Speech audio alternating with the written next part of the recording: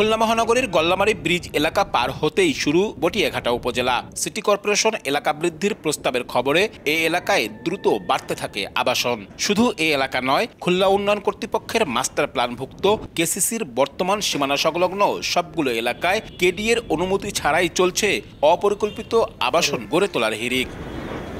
আবাসনের সামনের সড়ক কিংবা ড্রেন সবকিছুই তৈরি হচ্ছে অপরিকল্পিতভাবে। গড়ে ওঠা নতুন এসব আবাসিক এলাকায় নেই ড্রেনেজ ব্যবস্থা, ময়লা ফেলার স্থান, সুপেয় পানি ও সড়কে আলোর ব্যবস্থা।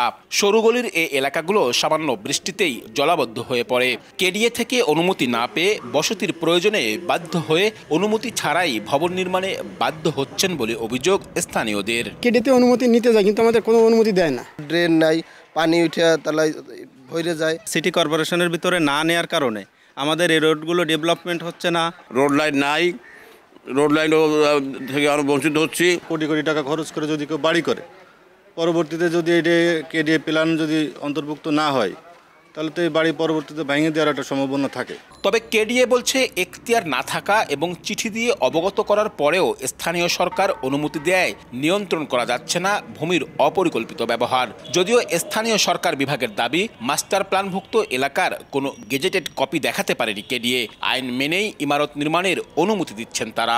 ড্রেনেজ সমস্যা তৈরি করতে পারে এমন কিছু জায়গায়ও তারা বিল্ডিং প্ল্যান অনুমোদন করে দিচ্ছে।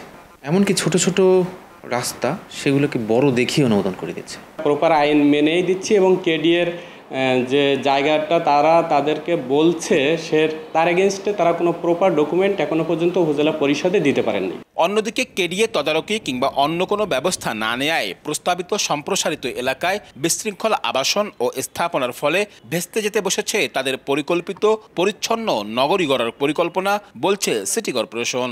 আনপ্ল্যান নগরী গড়ে তুলছে, বিল্ডিং যত্রতত্র হচ্ছে। এইগুলো তো পরে এটাকে রিভাইজ করে প্ল্যানের মধ্যে আনা খুব কঠিন সময় আসবে আর কি, যেটা সিটি কর্পোরেশনের পক্ষে ম্যানেজ করা সম্ভব না। 45.65 বর্গ কিলোমিটার আয়তনের বর্তমান খুলনা নগরীর সাথে আরও 40.10 বর্গ কিলোমিটার যুক্ত করে সিটি কর্পোরেশন বর্ধিত করার প্রস্তাব বর্তমানে মন্ত্রণালয়ে আছে। আব্দুল্লাহ আল মামুন রুবেল, সময় সংবাদ, খুলনা।